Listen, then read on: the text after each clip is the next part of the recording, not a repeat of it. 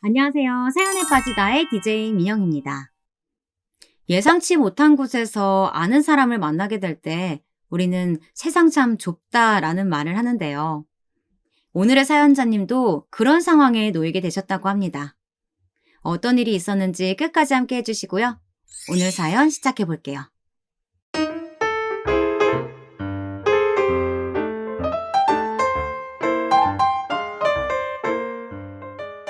안녕하세요. 저는 한정식 체인점의 지점장으로 있는 이혼한 지 2년이 지난 30대 초반의 돌싱입니다. 다들 제 나이를 듣고 나면 무슨 결혼을 그렇게 일찍 했느냐고 놀라고 결혼 기간이 짧았다는 것에 2번 놀랍니다. 누군가에게는 짧은 시간이었겠지만 제게 있어서는 1분이 1년 같을 정도로 길었던 순간이었답니다. 할 수만 있다면 그 기간을 제 인생에서 통째로 드러내고 싶을 만큼 최악의 시간이었어요. 지인의 소개로 동수를 처음 만났을 때 사실 그 남자와 결혼까지 갈 수 있을 것이라고는 전혀 생각하지 못했었어요. 나이도 저보다 어렸고 무엇보다도 제 스타일이 전혀 아니었거든요. 저는 좀 듬직한 사람이 좋았어요. 제가 믿고 기댈 수 있는 사람. 그래서 연상을 선호하는 편이었죠. 동갑도 어리다는 생각이 들어서 만난 적도 없을 정도였어요. 그런 제게 다짜고짜 저를 소개시켜달라는 남자가 있다고 하면서 만나보라고 하더라고요. 그 자리에 나가서야 연하라는 사실을 알았답니다. 나이를 듣고 나서라 그런지 몰라도 첫인상은 남자라기보다는 남동생 같은 느낌이 들더라고요. 그래서 연애는 무리라고 처음부터 선을 그었어요. 전혀 남자로 느껴지지 않는다고 말이죠. 그런데 동수가 생각보다 되게 끈질기게 어필을 하더라고요. 나이로 사람을 다루지 말고 자기라는 사람을 봐달라고 하면서 말이죠. 그렇게 1번, 2번 더 만나기 시작하면서 제 관점이 조금씩 바뀌기 시작했어요. 어리다고만 생각했는데 의외로 의지가 되는 순간도 덜어 있었죠. 제가 애교가 전혀 없는데 저와는 반대로 가끔씩 보여주는 애교스러운 모습도 좋았어요. 살뜰하게 챙겨주는 면도 그렇고 계속 보고 있다 보니 이 남자가 생각보다 괜찮은 사람일지도 모른다는 생각이 조금씩 들기 시작했죠. 그래서 정식으로 결혼을 전제로 하고 만나자고 했을 때 그 자리에서 단박에 싫다는 말은 나오지 않더라고요. 연애하는 동안에도 좋았어요. 서로 완벽하게 잘 맞더라는 아니었지만 적당히 이야기가 통했고 함께 있는 시간이 즐거웠죠. 물론 이 사람과 당연히 결혼하게 될 것이라는 생각은 아니었습니다. 상대방은 결혼에 관한 이야기를 몇 번이나 했지만 저는 아니었거든요.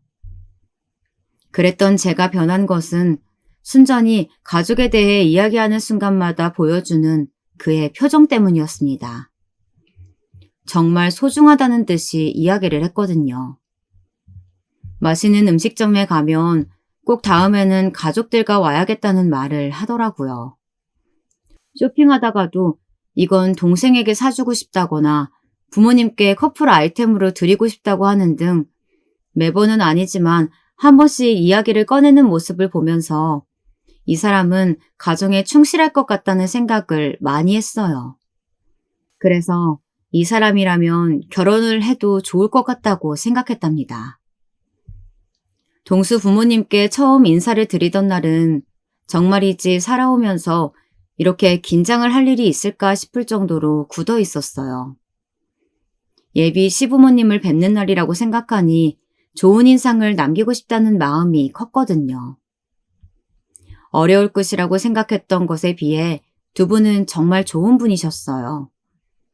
말씀이 많은 편은 아니셨지만 아버님께서도 잘 지냈으면 좋겠다고 하셨고 무엇보다도 어머님께서 엄청 다정하게 대해주셨거든요. 나이는 우리 동수보다 2살 많다고? 그래도 동수가 맞으라 의젓하고 책임감이 강해. 네, 좋은 사람이에요. 그렇지? 나도 아들만 둘이지만 밑에는 어리광도 많고 한데 저 녀석은 그런 게 없어. 마지답게 신중하고 차분하고. 그래서 어릴 때 동수 아빠가 출장으로 길게 자리 비울 때도 든든했지. 시어머니는 식사 시간 동안 제게 반찬을 권해주시기도 하면서 살뜰하게 챙겨주셨어요. 물론 중간에 깨알같이 동수 자랑하시는 것도 잊지 않으셨고요. 후식이 나오자 어머님께서는 결혼 준비에 관해 물어보기 시작하셨어요. 웨딩 촬영은 어떻게 할 것인지, 신혼여행은 어디로 갈 계획인지 등에 대해서 말이죠. 그러다 자연스럽게 신혼살림에 관해 이야기가 흘러갔죠. 결혼하게 되면 집은 어떻게 할지 정했어? 둘 다 직장 생활을 하다 보니까 적당한 위치에서 작게나마 시작하려고요. 동수와 저는 직장의 위치가 비슷해서 그 근처로 하면 좋겠다고 둘이 이야기를 했었거든요. 집을 몇 군데 봐두기도 했는데 아직 결정을 내리지는 못했어요. 그런데 어머님께서 의외로 말씀을 하시더라고요. 뭘 그렇게 복잡하게 생각해. 그냥 우리 집 2층으로 들어와. 안 그래도 2층 새 들어 사는 부부가 이번에 계약 만료가 됐거든. 딱 너희 들어와 살면 되겠다. 순간 저는 깜짝 놀랐지만 애써 웃음을 지으면서 동수를 바라보았어요. 동수에게 이런 이야기를 전혀 듣지 못했거든요. 동수 역시도 놀란 얼굴을 하고 있었어요. 계획에도 없는 시집살림이라니. 저는 도저히 해낼 자신이 없었죠. 어머님은 제 반응을 눈치채셨는지 부드러운 목소리로 말씀하셨어요. 2층이 단독이라서 따로 사는 거나 마찬가지야. 방도 3개나 되고 화장실도 따로 2개 있고. 어지간한 아파트보다 훨씬 편하고 좋아. 근처에 지하철도 바로라 금방 오갈 수도 있고. 저희가 그 부분에 대해서 아직 의논한 적이 없어서요. 어머, 그래? 그럼 오늘 이 자리에서 얘기하면 되겠다. 그치? 저는 동수를 보며 거절하라는 눈빛을 보냈어요. 다행히 그 사람도 제 말을 알아들었는지 슬쩍 말을 얹더라고요. 그걸 여기서 어떻게 당장 정해. 이 사람도 집에 가서 의논해야 하고. 시간을 좀 줘봐. 그렇게 밀어붙이지 말고. 아니, 뭘 고민해. 집이 거저 생기는 건데. 거기다 인테리어도 싹 해줄 건데. 그냥 가구만 좀 들여오면 끝이잖아. 안 그러니, 아가? 말씀은 감사한데 좀 갑작스러워서요. 생각 좀 해볼게요. 순간 동수 어머님의 미간에 주름이 살짝 졌다가 사라졌어요. 표정이 확확 바뀌시는데 제가 잘못 본 것은 아닌가 싶을 정도였죠. 그렇게 자리가 마무리되고 저는 동수에게 시집살이는 절대 못한다고 못 박았어요. 나는 절대 못해. 그러지 말고 생각만 해보자고. 편한 점도 있잖아. 따로 식사 준비 안 해도 되고 직구한다고 대출받을 필요도 없고 그냥 몇 년만 살면서 돈 모으다가 나가면 딱이잖아. 그게 말이 된다고 생각해? 몇 년이면 되는데 그렇게 살고 나간다고 하면 부모님이 그렇게 하라고 하신다니? 물어봤어? 동수는 말을 얼버무리며 시선을 피했어요. 저는 그것 보라며 확실하지도 않은데 나는 절대 들어갈 수 없다 했죠. 몇 번 저를 더 설득하려던 동수는 종장에는 제 말에 납득을 했는지 알겠다고 하더군요. 그 사람이 집에 가서 어떻게 이야기했는지 모르겠지만 시댁에 들어가서 살기로 한 것은 그대로 묻혔답니다. 시어머님께서 싫은 틀을 내시기는 했지만 그것도 잠시뿐이었어요.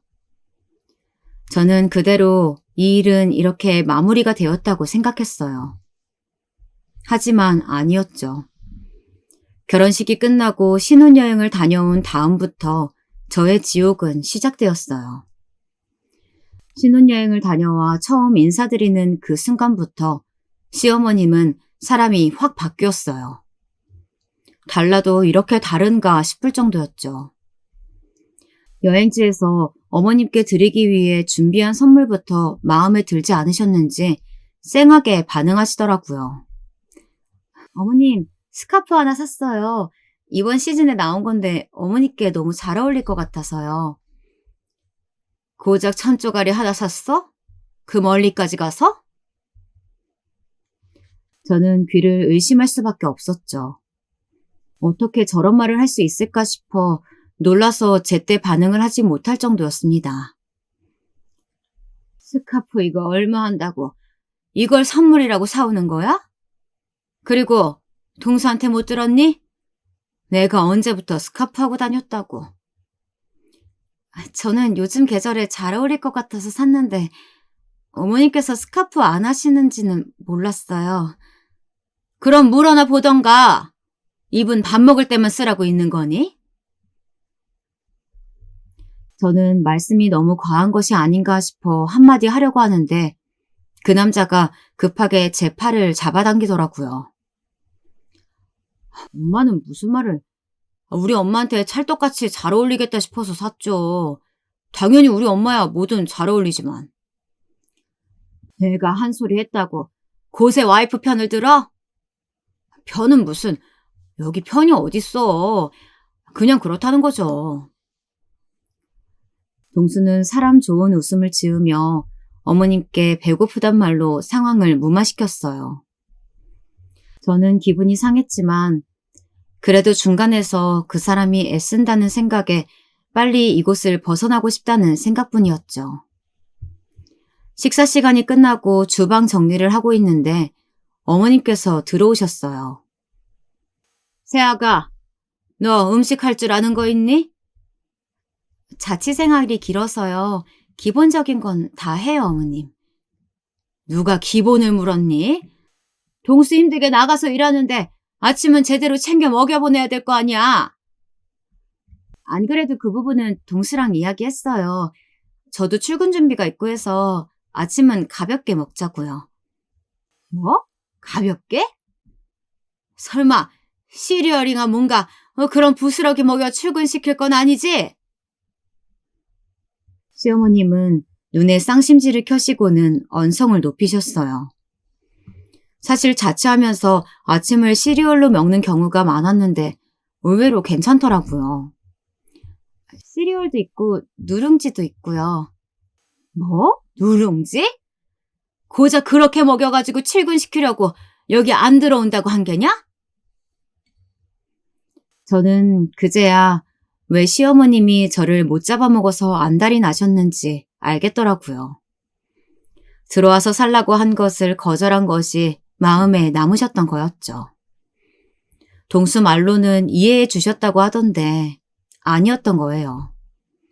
적어도 그 남자 앞에서는 괜찮은 척을 하셨던 거죠. 어머님, 아침 너무 거하게 먹으면 오히려 부담스러울 수 있어요. 가볍게 먹고 출근하려고요.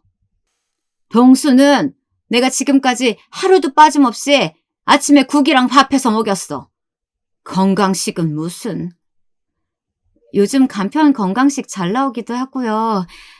저도 아침에 줄곧 그렇게 챙겨 먹고 출근했어요. 저희가 알아서 잘 먹고 다닐게요. 너무 걱정하지 마세요. 저는 침착하게 말씀을 드렸습니다. 이런 경우 괜히 같이 언성을 높이면 버릇이 있니 없니 하시면서 저만 잘못한 사람 만드는 어른들 꽤 많거든요. 어릴 때부터 부모님 가게에서 아르바이트를 하면서 배운 나름의 노하우 같은 것이었죠. 물론 꼬투리를 잡겠다고 벼르는 사람들한테는 잘 안 통하기는 하지만요. 아주 어른이 말씀하시는데 따박따박 잘하는 짓이다. 시어머님께서는 별다르게 하실 말씀이 없으신지 말대꾸한다고 저를 노려보셨습니다. 이번만큼은 입을 꾹 다물고 넘어가야겠다고 싶어서 묵묵히 설거지를 하고 있는데 주방을 나가시면서 한마디 또 던지시더라고요. 그리고 나이 어려도 남편은 남편이야. 어디서 이름을 틱틱 불러. 혼자 남은 저는 앞으로의 일이 순탄하지만은 않겠구나 싶었죠. 솔직히 그때는 매일 볼 얼굴도 아닌데 잠깐 버티다 보면 금방 괜찮아지겠거니 싶었어요. 저렇게 꼬투리 잡으시는 것도 하루 이틀이지 언제까지 계속되지는 않겠거니 했거든요. 아니라게는 말이에요. 시댁에서 돌아온 이후 저희 부부는 신혼여행으로 자리를 비운 사이에 쌓인 일들을 처리하느라 정신이 없었습니다. 당연히 제 머릿속에는 시어머님과의 트러블은 잊혀져 가고 있었죠. 그러던 어느 날 시어머님께 전화가 왔어요. 너는 시어머니가 전화를 안 하면 도통 연락할 생각을 안 하니? 죄송해요, 어머님. 자리를 좀 비웠더니 일이 밀려서 정신이 없었어요. 무슨 일 있으세요? 무슨 일 있어야 연락해? 어떻게 된 애가 일주일 동안 전화는 고사하고 찾아오는 법도 없어? 집에 무슨 행사라도 있어요, 어머님? 제사라던가.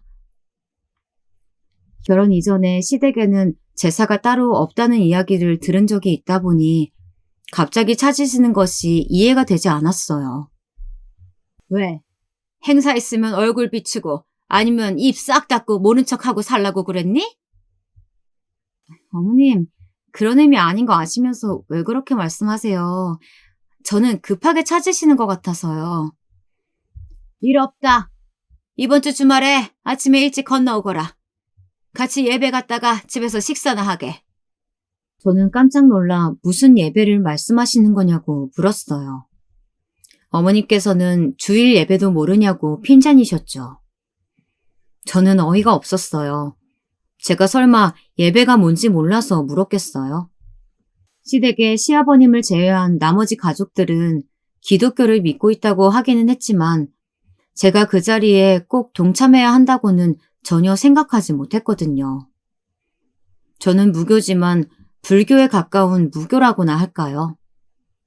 교회하고는 전혀 인연이 없었고 앞으로도 딱히 교회를 다니고 싶은 마음은 없었거든요. 어머님, 저는 딱히 종교를 믿고 싶은 생각이 없어서요. 제가 어머님 마치시는 시간에 맞춰서 갈게요. 그러니까 같이 가자고 하잖아. 예배 참석해서 좋은 말씀 듣고 나면 생각이 바뀔 테니까. 괜찮아요, 어머님. 그날 점심때 맞춰서 제가 모시러 갈게요. 시어머님께서는 거듭해서 제게 예배를 함께 가자고 강요하셨어요. 하지만 저는 정말 가고 싶지 않았거든요. 도저히 빈말이라도 알겠다는 소리를 못하겠더라고요. 됐다. 무슨 애가 어른이 말씀하시는데 고분고분 넘어가는 게 없이 이렇게 자꾸 대꾸를 하는지 꼴도 보기 싫다. 시어머님께서는 뜻대로 되지 않는 상황에 화가 나신 건지 연락하지 말라는 말과 함께 전화를 확 끊어버리셨죠. 머리가 지끈거리면서 아파왔어요. 이런 상황을 겪는다는 것은 제 예상 범위를 넘어서고 있었거든요. 저는 동수에게 전화해 자초지종을 이야기했어요. 에이, 한 번 정도인데 뭘 그렇게 안 간다고 고집이야. 그냥 한번 다녀오고 아무래도 나랑 안 맞는 것 같다. 그렇게 말하면 그만이지. 한 번 다녀오고? 진짜 한 번으로 끝날 것 같아? 그렇게 꽉 막히신 분은 아니거든, 우리 엄마.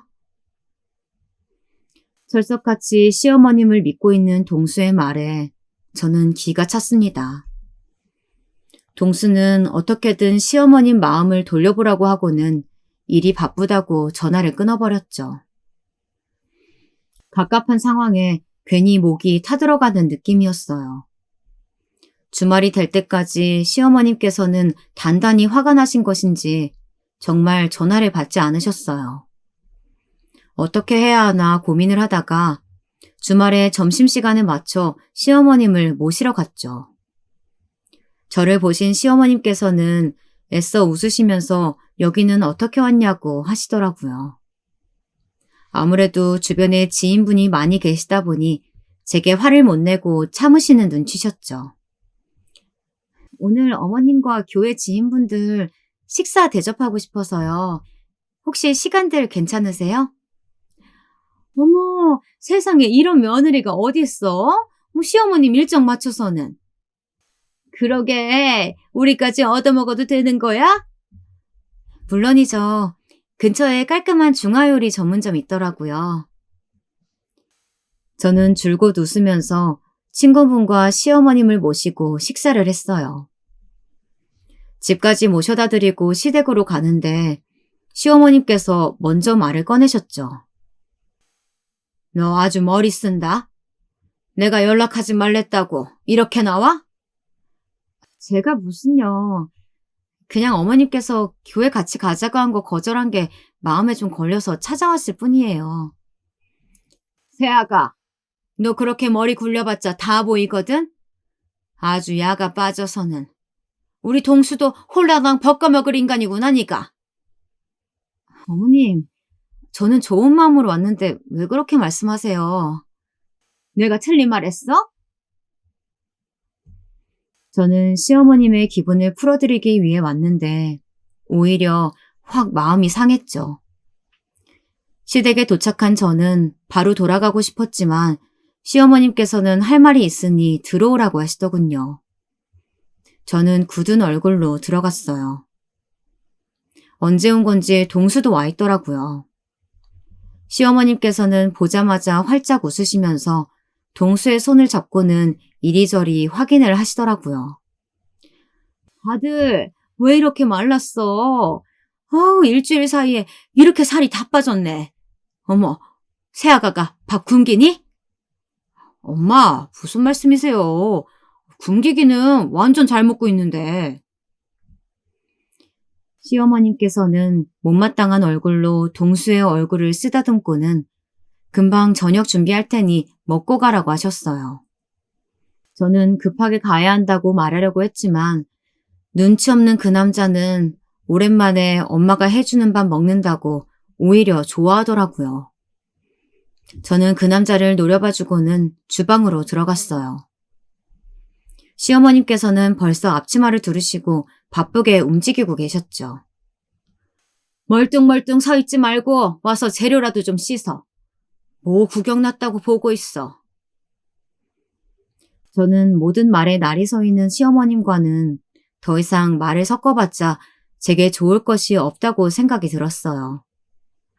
우선은 한 발 물러서서 조용히 있었죠. 주방은 칼이 도마 위를 움직이는 소리와 물소리, 그리고 밥이 익는 소리만 울렸어요. 새아가, 이리 와봐라. 한결 누그러진 시어머니의 부름에 다가갔어요. 잘 봐. 동수가 특히 좋아하는 나물이야. 간 맞추는 거 잘 봤다가 집에서 해먹여. 동수 살 쏙 빠진 것 좀 봐라. 어떻게 둘이 같이 있는데 하나만 저렇게 빠져? 어머님 무슨 그이 체중 늘어서 운동도 시작했는걸요. 체중이 늘기는 뭐가 늘어. 딱 봐도 얼굴이 반쪽이더만. 어머님, 아침을 부스러기만 먹이는데 애가 무슨 힘을 쓰겠어? 아휴. 저는 자꾸 저를 자극하는 시어머님 말투 때문에 뒷목이 뻣뻣할 지경이었어요. 그 뒤로도 시어머님께서는 쉬지 않고 제게 잔소리를 하셨죠. 아니, 고작 여기에다 담을 생각이야? 조림인데 국물을 자글자글하게 같이 떠야지. 이게 뭐니? 야채든 고기든 골고루 접시에 담아야지. 지금 고기만 덜렁. 국을 담으라고 했더니 건더기는 다 어디 가고 없어. 사람을 폭발 직전까지 몰아세우시는데 진짜 수십 번은 뛰쳐나가고 싶더라고요. 이건 그냥 꼬투리 잡아서 괴롭히는 것 말고는 생각할 수가 없었죠. 시어머님이 그렇게 구박을 하시는데 뭐라고 할 말이 없더라고요. 그릇을 왜 이런 걸 쓰냐고 하셨을 때도 그냥 이게 예뻐서 그렇다고 대답하면 센스가 왜 그 모양이냐고 하실 것 같았죠. 국을 담을 때 건더기는 어디 갔냐고 하실 때도 그냥 적당히 담았다고 응수하면 또 말대꾸냐고 몰아세우실 것만 같았어요. 그렇다고 가만히 듣고만 있자니 갑갑해서 억장이 무너질 것 같았죠. 아휴, 도대체 넌 제대로 하는 게 뭐니? 일했으면서 꾸역꾸역 분간은 하겠다고 우겨서는 우리 동수만 고생이네. 아휴, 속상해. 그리고 이 모든 것이 그놈의 분가 문제 때문이라는 것에 나중에는 소름이 돋았어요. 머릿속은 엉망이 되고 속은 답답해서 식사 시간 동안 음식을 어떻게 먹었는지 모를 정도였죠. 집으로 오는 길에 동수는 혹시 체했냐고 아무것도 모른다는 얼굴로 물어보는데 괜히 짜증이 치밀어 올랐죠. 어머님이 분가 문제로 계속 화나셨다는 거 알고 있었어? 에? 설마 분명 괜찮다고 하셨는데. 괜찮기는 무슨. 괜찮다고 하시는 분이 하나부터 열까지 다 잔소리를 하셔? 나더러 할 줄 아는 것도 없으면서 무슨 분가냐고도 하시던데. 설마 우리 엄마가? 너가 해주는 밥은 다 맛있다고 되게 칭찬도 했는데 갑자기 무슨 소리시래. 동수 역시도 의아한 표정을 지으며 고개를 갸우뚱거렸죠. 저는 속으로 정말 도움 안 되는 신랑이구나 싶은 생각이 들었어요. 그날 집으로 돌아온 저는 녹초가 되어 바로 뻗어버렸답니다. 하지만 더 놀라운 것은 시집살이가 그게 시작이라는 점이었어요. 주말마다 집으로 불러서 하루 종일 따라다니시면서 제가 손대는 것 하나하나에 잔소리를 하시더라고요. 어느 날은 집에 커튼이랑 커버를 다 교체해야 하는데 손이 필요하다고 하시면서 부르셨죠. 살림을 할 때는 이런 것들도 계절에 맞춰서 바꿔주고 하는 것이 중요하다고 하시면서 방마다 침대 커버에 커튼까지 한가득 빨랫거리를 마당으로 가지고 나오셨죠. 그러시더니 제게 밟으라고 하시더라고요. 어머님, 요즘은 드라이클리닝 맡기면 깨끗하게 잘해줘요. 날씨 영향도 안 받고요. 나는 매번 다 하나씩 해서 널었다. 햇볕 좋은 날 두면 딱인데 뭐하러 그런 곳에 돈을 쓰니? 이걸 분기 때마다 어머님이 혼자 다 하셨단 말씀이세요? 발목 나가세요. 혼자서도 며칠을 걸려가면서 다 했다. 너도 있는데 뭐하러? 저는 몇 번이나 어머님께 업체에 맡기자고 말씀드렸지만 전혀 듣지 않으셨어요. 그날 저녁에 잠을 자려고 누웠는데 발목이고 종아리고 안 아픈 곳이 없더라고요. 자다가 쥐가 나는 바람에 몇 번이나 깨야 했죠. 결국에는 연차까지 쓰고는 병원 치료를 받으러 갔답니다. 이런 일이 계속 반복되자 저는 시댁에 가는 것이 두렵기 시작했어요. 가서 스트레스만 받다가 올 텐데 꼭 가야겠나 싶은 생각도 들었죠. 그래서 직장 일을 핑계로 몇 번 부르셨지만 가지 않았어요. 꿀맛 같은 휴식을 취하고 있었죠. 그랬더니 이제는 시어머님이 집으로 오기 시작하셨어요. 어느 날 집에 들어왔는데 아침에 나갈 때와 전혀 다른 모습이 보이더라고요. 냉장고에 못 보던 반찬들도 보였죠. 그리고 집안 구석구석 정리해둔 것들의 배치가 달라져 있었습니다.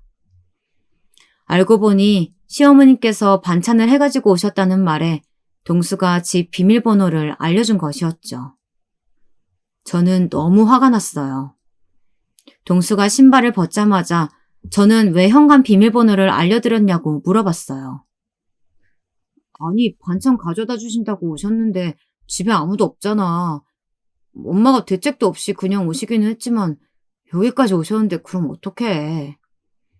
경비실에 부탁했어도 되잖아. 다른 사람도 아니고 엄마인데 좀 오시면 어때서 그래. 좀 오시면? 앞으로 얼마나 오실지 너 상상은 해봤어? 내가 곤란할 수 있겠다는 생각은 전혀 안 하니? 우리 엄마가 오시는데 왜 곤란해? 우리 올 때까지 기다리시는 것도 아니고 그냥 두고만 가셨는데. 저는 거실 곳곳에 달라진 부분을 지적하며 외쳤어요. 그냥 왔다 가시는 게 아니잖아. 온 집을 다 열어보고 가셨다고. 옷장에 속옷까지도. 엄마가 보신 건데 뭐 어때? 엄마가 그걸로 뭘 어떻게 하실 것도 아닌데 괜히 예민하게 좀 그러지 마. 예민? 넌 이게 예민의 문제 같니? 동수는 제가 화를 내는 이유를 조금도 공감하지 못했어요. 오히려 이런 저를 이상하게만 보았죠. 저는 그런 점에 점점 차게 마음이 식어가는 기분이 들었습니다. 그 이후로 어머님은 일주일에 2~3번씩 찾아오셔서는 집안을 마음대로 바꿔두셨어요. 아예 제 옷장이 싹 다 뒤집혀 전혀 다르게 배치된 적도 있었죠. 하루는 옷장 속에 속옷함에 전혀 제 취향이 아닌 것들이 들어있더라고요. 너무 놀래서 숨을 쉬는 것조차 잊을 정도였죠. 어머님께서는 너무나도 떳떳하게 속옷을 편한 것으로 바꿨다고 하시더군요. 저는 기겁을 하면서 왜 옷장에 손을 대시냐고 물었지만 어머님은 자식들 옷장 열어본 것이 뭐가 잘못이냐고 당당하게 말씀하셨어요. 저는 점점 더 소름이 돋았습니다. 퇴근하고 집에 돌아오는 것이 무섭기까지 했어요. 오늘은 또 얼마나 바꿔두셨을까 하고 말이죠. 그와 동시에 이런 일을 크게 생각하지 않은 동수가 원망스럽기도 했답니다. 그뿐만이 아니었어요. 어머님께서는 저를 기독교 신자로 만들고 말겠다는 다짐이라도 하신 것처럼 예배에 저를 데리고 가고 싶어 하셨어요.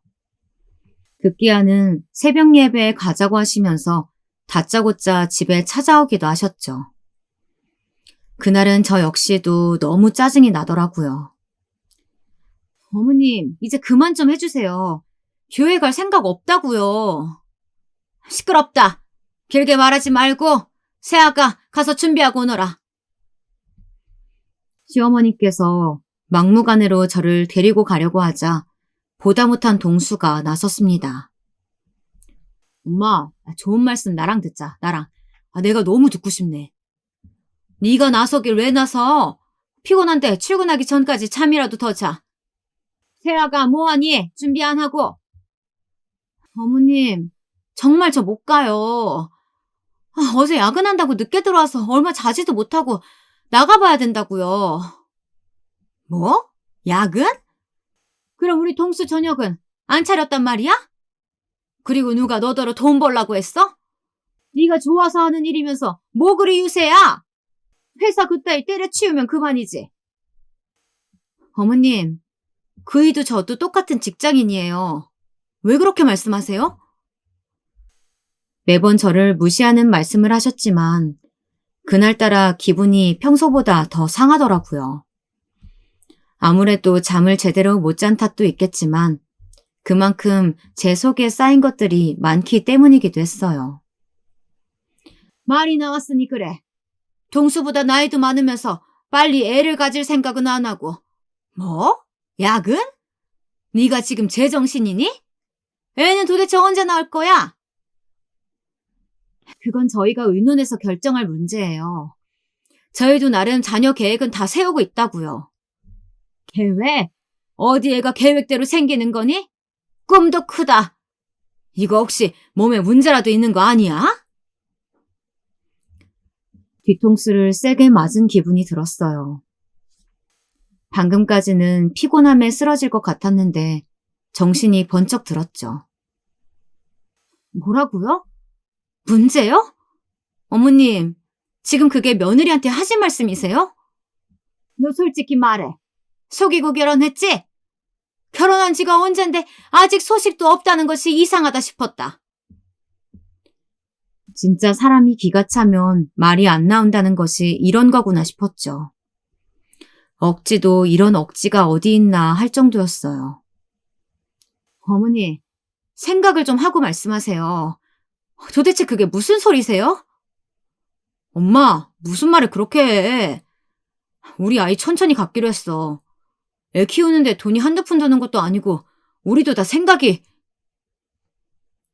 동수가 나서서 제 편을 들기 시작하자 어머님은 도끼 가득한 얼굴로 말씀하셨어요.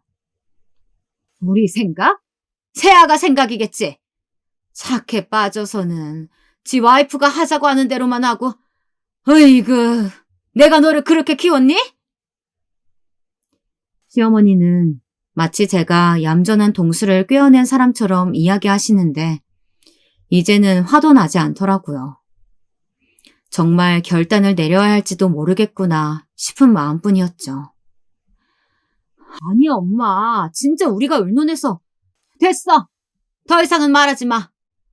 너는 사내 녀석이 와이프 말이라면 꼼짝도 못하고 얼마나 드세게 너를 잡았으면.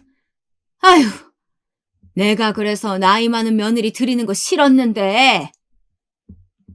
저는 깜짝 놀라 동수와 시어머니를 번갈아 바라보았어요. 연애 시절에도 인사를 드리러 갔을 때도 저는 동수에게 가족들이 반대한다는 말을 들어본 적이 없었거든요. 심지어 제가 몇 번이나 가족들이 나이로 걱정하시는 거 아니냐고 물었지만 그때마다 다들 그런 생각은 하지 않는다고 자신 있게 제게 말했었는데 그게 다 거짓이었나 싶었죠. 제가 당황하는 기색을 보이자 시어머니는 허리를 빳빳하게 세우시고는 저를 노려보며 말씀하셨어요. 자신이 얼마나 저를 많이 참아하는지에 관해서 아주 열변을 토하실 정도였죠. 내가 나이 많고 기센 여자는 절대 짝으로는 안 된다고 했는데 하도 동수가 너 좋다고 해서 내가 참아준 거다. 그런데 봐라. 결혼하고 나더니 남편 자기 손에 쥐고 이리저리 휘두르고. 제가 언제 동수를 손에 쥐고 흔들었다고 하세요? 아니야? 분가 문제부터 시작해서 네가 원하는 대로 안 되는 게 뭐가 있니? 네, 어머님. 분가는 그랬죠. 그런데 어머님, 제게 어떻게 하셨어요? 꼬투리 하나라도 잡으려고 눈에 불을 켜고 노려보셨잖아요. 뭘 하든 다 마음에 안 든다고 하시고 맨날 우리 동수. 저도 사람이에요. 그렇게 막말하시면 저도 못 참아요. 오냐, 너 말 잘했다. 그래, 우리 한번 따져보자. 우리 아들에 비해 마음에 드는 구석이라고는 조금도 없는 널. 내가 가르쳐서 사람 한번 만들어 보려고 그렇게 먼저 손을 내밀었는데 매번 내가 무슨 말만 하면 단박에 받아들이는 법 없이 아주 따박따박 말대꾸한 게 그럼 너는 잘했다는 거니? 어머님이 적어도 저를 존중하셨으면 저도 가만히 있었겠죠. 말 안 되는 소리도 정도껏 하셔야죠. 뭐? 말도 안 되는 소리? 동수야, 봐. 얘가 이런다. 시애미 말이 우습니? 그렇게 우스워? 점점 시어머니와 제 감정은 격해지기 시작했어요. 동수는 그만하라고 몇 번이나 제게 눈짓을 주었지만 저는 멈추고 싶지 않았어요. 오늘 끝을 볼 생각까지 했죠. 이래서 가정교육이 제대로 된 곳에서 며느리 들여야 하는 거야. 부모님이 밥 장사한다고 애를 방치하니까 저 모양이지. 저는 저를 넘어서 저희 부모님까지 모욕하시는 시어머님의 말을 더 이상 듣고 싶지 않았어요. 저는 바로 안방으로 들어가 캐리어에 중요한 것들을 쓸어 담았죠. 따라 들어온 동수는 이게 무슨 짓이냐고 깜짝 놀라며 소리를 질렀습니다. 홈웨어에 대충 겉옷을 입고 모자를 쓰고는 거실로 나왔어요. 시어머님께서는 꼿꼿한 자세로 소파에 앉아 저를 보고 계셨죠. 이것 봐라. 싫은 소리 했다고 짐을 싸? 너 이대로 나가면 두 번 다시 우리 동수 볼 생각하지 마라. 바로 내가 너희 회사로 이혼 서류 보낼 테니까. 아니요, 어머님. 이혼 서류는 제가 작성해서 보내드릴 테니까 걱정하지 마세요. 누나, 미쳤어? 이혼이라니 뭐 이런 걸로. 이런 거? 나도 참을 만큼 참았어. 적어도 우리 부모님을 욕하지는 마셨어야지. 내가 뭘 얼마나 잘못했다고 우리 부모님까지 욕을 하셔? 내가 어디 틀린 말 했니? 네. 그러니까 어디 어머니 입맛대로 맞는 며느리 새로 구하세요. 저도 필요 없으니까요. 누나! 누나! 저는 동수를 뿌리치고 그대로 아파트를 벗어났어요. 회사에 연차를 신청하고는 정신없이 친정으로 차를 몰았죠. 아침부터 옷도 제대로 챙겨 입지 못한 딸을 본 아버지는 눈이 휘둥그레지셨습니다. 가게로 나가시려던 두 분을 붙잡고 저는 이혼을 할 예정이라고 말했죠. 갑자기 폭탄을 받은 두 분의 얼굴은 사색이 되셨어요. 제 성격이 힘든 일이 있더라도 집에 이야기하는 편이 아니라서 그동안 시어머니의 행패를 한 번도 말씀드린 적이 없었거든요. 하지만 왜 이혼을 하려 하느냐고 다구치시는 부모님 앞에서는 도저히 숨길 수가 없겠더라고요.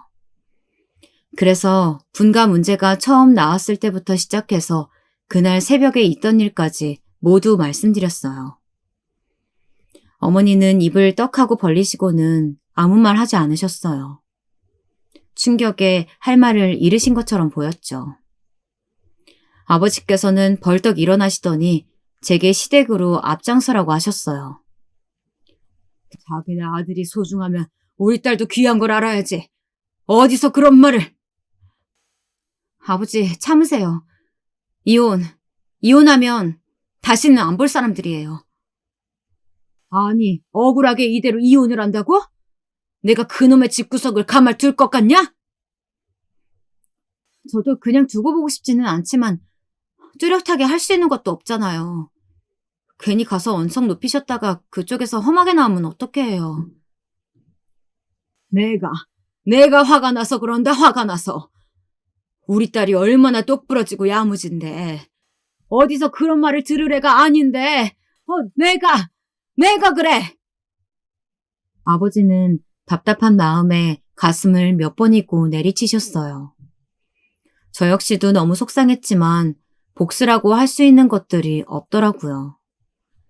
저는 괴로워하시는 두 분을 위로하면서 이혼하고 다시 시작하면 된다고 담담하게 말씀드렸습니다.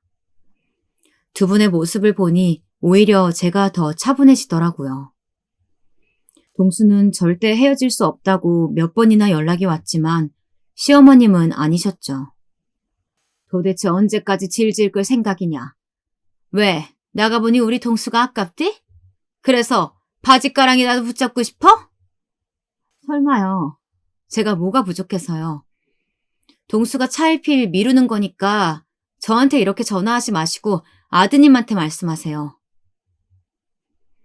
시어머님은 끝까지 동수가 그럴 리가 없다는 말씀으로 제게 화를 내셨지만 저는 단호하게 전화를 끊었어요.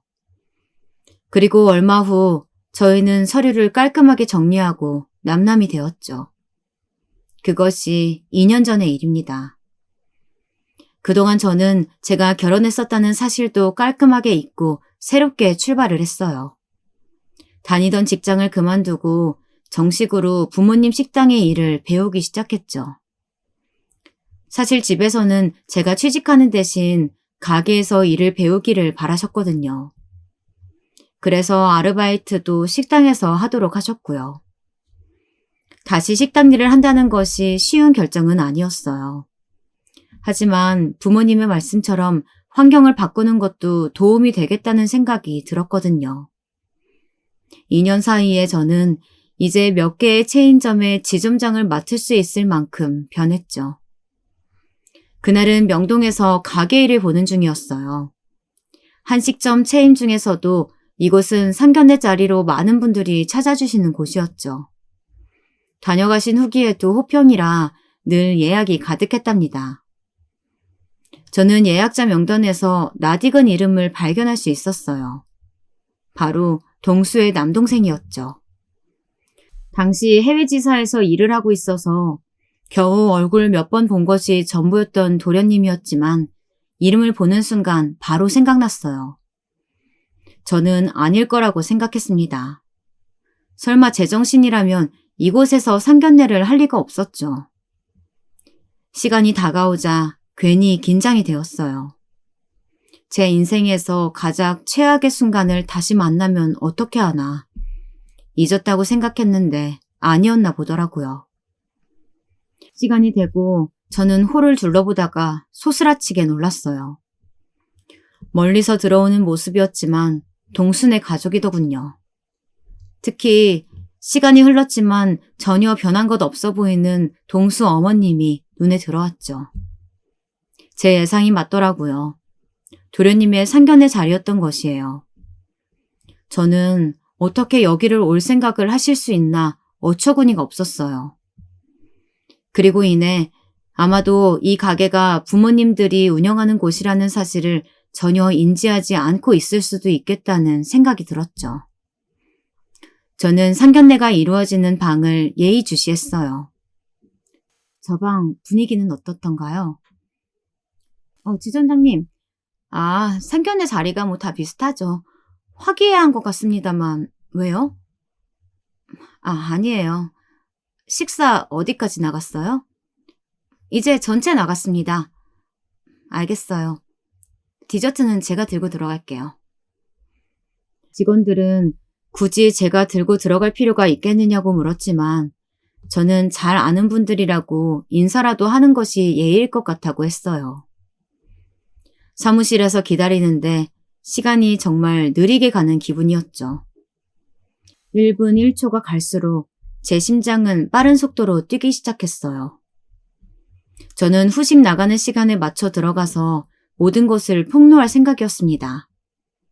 제가 어떤 시집살이를 했는지 말이죠.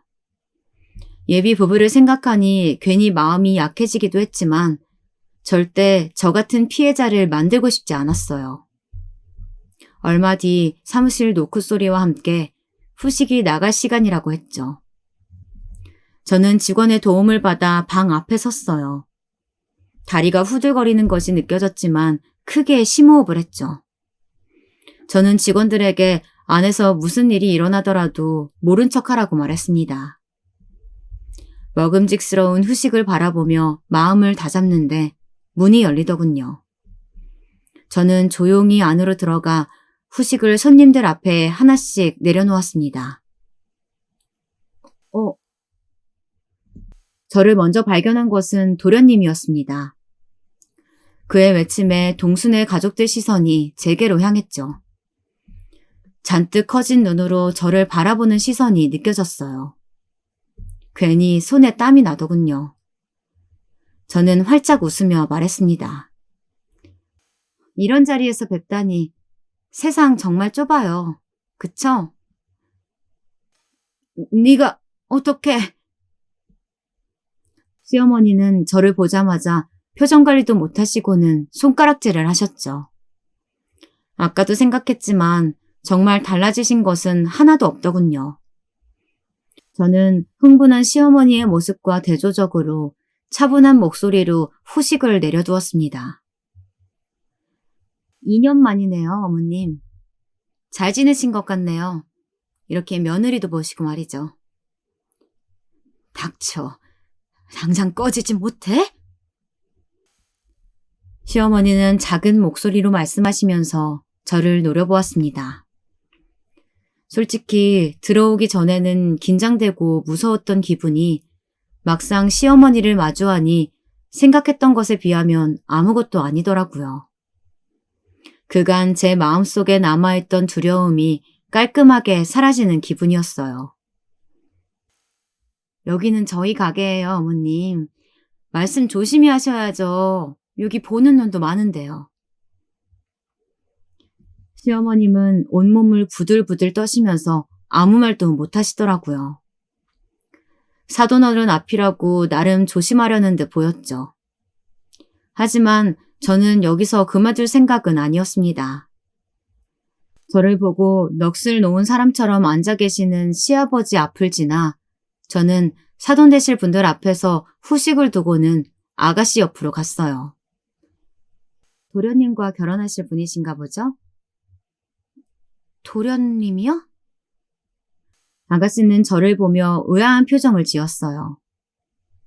제가 아직 그 집 며느리였다면 형님 동서했겠지만요. 아쉽게도 저는 그곳을 빠져나와서요. 이렇게 고운 동서를 못 만나고 나왔네요. 너, 할 말 있으면 나중에 따로 해. 제 말에 아가씨가 당황하자 시어머니가 저를 불렀지만 못 들은 척하고 물었죠. 혹시 시댁 2층에 들어와서 살란 말 하지 않으시던가요? 야! 시어머니는 벌떡 자리에서 일어나며 소리를 지르셨어요. 시아버지께서는 시어머니의 팔을 잡으며 자리에 앉히려고 했죠. 도련님은 제게 다가오더니 제 팔을 꼬악 잡았어요. 형수님, 나가서 저랑 따로 이야기하세요. 저는 그쪽 가족과는 할 말이 전혀 없는데 어쩌죠? 상견례같이 중요한 날 좋은 말을 해줘야 하는데 말이죠. 그러기에는 너무 아가씨가 아까워서요. 아가씨, 혹시 2층으로 들어오라고 하지 않으시던가요? 그걸 어떻게... 그래서 거절하셨고요? 네? 그건... 대답할 필요 없어. 형수님, 나가서요. 제발 나가서 저랑 이야기해요. 도련님은 필사적으로 아가씨의 말을 막았어요. 그리고는 제 팔을 붙들고 나가자고 계속 말했습니다. 하지만 저는 그런 그의 팔을 뿌리치고는 그녀에게 다가갔어요. 아가씨, 저는 분가를 고집했거든요. 같은 제안을 받고. 아마 지금은 저 시어머니라는 사람이 세상 사랑스럽다는 듯이 아가씨를 바라보면서 끔찍하게 아끼는 척 하시겠지만 결혼하면 완전 달라진답니다. 아가씨가 하는 모든 것에 꼬투리를 잡으시겠죠. 매주 시댁으로 불러서 말이에요. 그러다가 종국에는 아가씨가 꾸밀 신혼집을 자신의 집처럼 왔다 갔다 할 거고요. 너 조용히 못해? 여기가 어디라고 감히 함부로 입을 놀려? 야! 제 이야기가 계속될수록 시어머니의 외침은 거세졌습니다.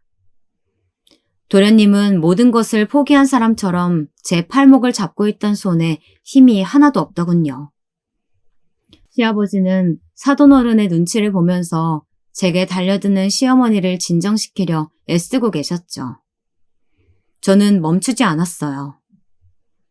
아가씨의 옷장이 마음대로 바뀌어져 있다거나 속옷이 바뀌어져 있는 날도 오게 된답니다.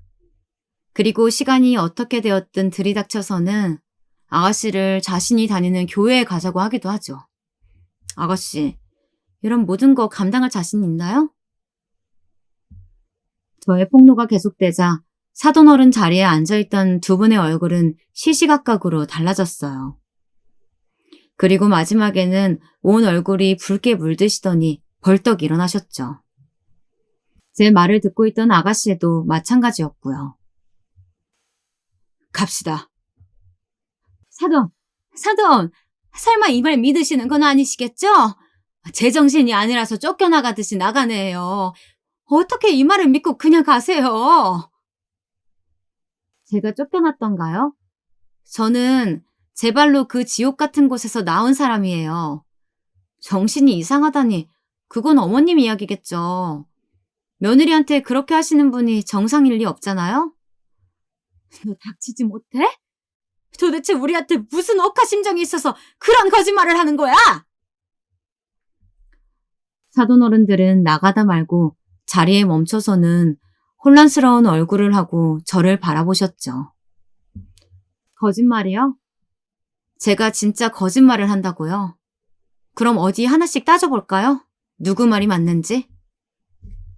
시어머니는 사돈어른의 앞을 막아서며 어떻게든 상황을 반전시켜보려고 하셨지만 소용없었죠. 그분들은 시어머니를 밀어내고 밖으로 나가시더라고요. 그리고 저를 잠시 보던 아가씨가 그대로 따라 나갔죠. 생각을 좀 해봐야겠습니다. 장인어른, 장모님, 자기야! 도련님은 허둥거리며 그들을 따라 나갔습니다. 방에는 한때는 시부모였던 두 분과 저만 남았죠. 살짝 열린 틈새로는 밖에 직원들이 힐끗거리면서 보는 것이 느껴졌어요. 저는 후련한 얼굴로 두 분의 얼굴을 바라보았습니다.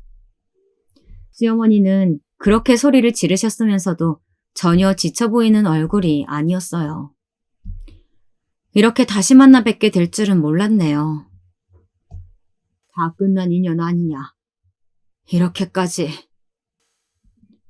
시아버지께서 길게 한숨을 내쉬며 말씀하셨어요. 글쎄요. 저 같은 피해자를 또 두고 볼 수는 없죠. 그것도 저희 집에서 운영하는 가게에서. 가만히 호흡을 고르는 듯 보였던 시어머니가 대뜸 제 멱살을 잡고는 저를 흔드셨어요. 너, 내가 이대로 가만히 있을 것 같아? 네가 그런다고 우리 막내 혼사가 깨질 것 같냐고. 어림도 없어. 두고 보면 알겠죠. 저는 그녀를 밀쳤습니다. 손쉽게 밀리더군요. 온 매무새를 단정하게 한 뒤 저는 반듯하게 서서 두 분께 인사를 드리고 나왔어요. 닫히는 문틈 사이로 시어머니의 괴성과 함께 그릇이 깨지는 소리가 들렸죠. 저는 가장 가까이 있던 직원에게 깨진 그릇 하나도 빠짐없이 정리해서 나중에 가실 때 손에 들려보내라고 했어요. 직원은 당황하며 알겠다고 하더군요.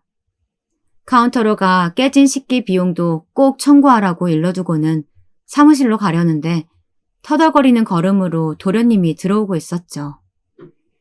그는 저를 보더니 길게 한숨을 내쉬더군요. 미안하다는 말 듣고 싶지 않겠지만 도련님한테는 미안하네요. 형, 해외 지사 신청해서 나간 지 2년이에요. 절대 안 돌아온다고. 도련님은 뜬금없이 동수의 이야기를 꺼냈어요. 저도 알고 있었죠. 이혼하고 마지막으로 연락 와서는 2번 다시는 한국에 들어오지 않겠다고 했었거든요.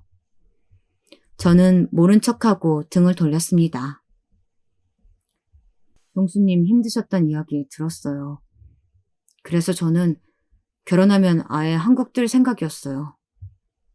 지금은 다 헛수고가 되어버렸지만. 미안해요.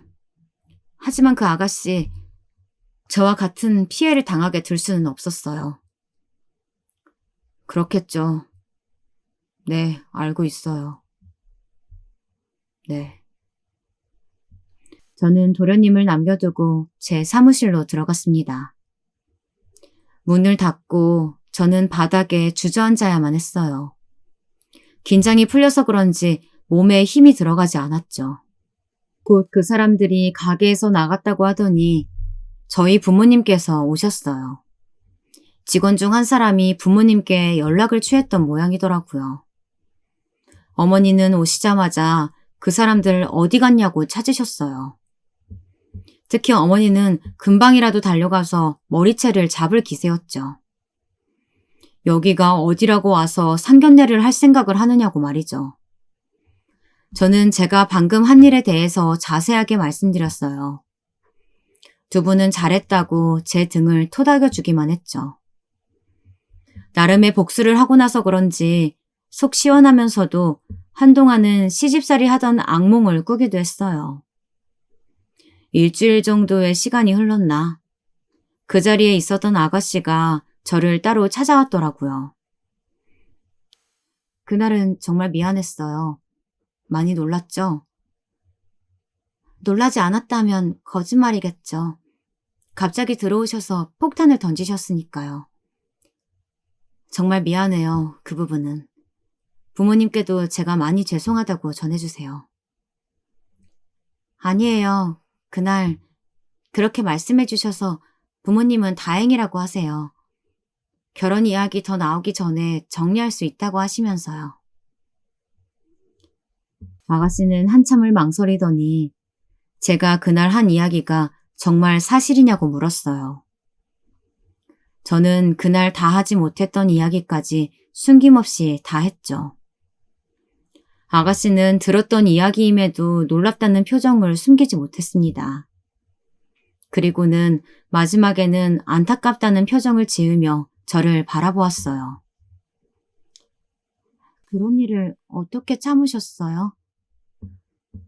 못 참았으니 이혼했죠. 하지만 처음에는 참으셨잖아요. 결혼 생활을 어떻게 그만큼이나 하셨나 싶어서요. 지나갈 줄 알았거든요. 바보같이. 저는 씁쓸하게 웃으며 말했어요. 그리고는 도련님이 세우셨던 계획을 조심스럽게 전달했어요. 제가 할 말은 아니지만 그래도 꼭 알려주고 싶더라고요. 물론 이야기를 듣고 어떤 결정을 내릴 것인지는 온전히 그 아가씨의 몫이겠지만 그렇게 해서라도 제 마음에 남아있던 도련님에 대한 죄책감을 조금은 덜고 싶었거든요. 저는 절대 사장님처럼 못 살 것 같아요. 아무리 그 사람이 좋아도 말이에요. 덕분에 바른 결정할 수 있게 되었습니다. 감사합니다. 아가씨는 솔직하게 다 이야기해주어 고맙다는 말을 남기고는 그렇게 나갔어요. 나중에 알게 되었지만 제 폭로로 도련님의 혼사는 당연히 없던 일이 되었다고 해요. 그리고 이 일로 도련님 역시 동수처럼 부모님과 인연을 끊고 해외로 갔다고 하더라고요. 그렇게 아끼고 자랑하던 아들 둘을 한꺼번에 잃은 시어머니에게 닥친 일은 그것만이 아니었어요. 시아버지께서 황혼 이혼장만 남겨두고 시골로 내려갔다고 하고요. 결국 시어머니 혼자만 덩그러니 그 집에 남은 것이죠. 저는 이 모든 것이 다 업보가 아니겠나 싶었어요. 상대방을 존중하지 않고 자기 마음대로 휘두르고 싶어 했던 사람의 말로가 아닐까 싶었죠. 안타깝다거나 안 됐다는 생각은 전혀 들지 않았어요. 그냥 2번 다시 우연으로라도 만나지 않았으면 좋겠다는 생각이 들었죠. 저는 결혼에 대한 생각은 접었습니다. 부모님께서는 인연을 언젠가는 만날 수 있다고 하셨지만 저는 그런 생각이 전혀 없거든요. 그냥 하루하루를 최대한 충실하게 살려고 노력하고 있답니다.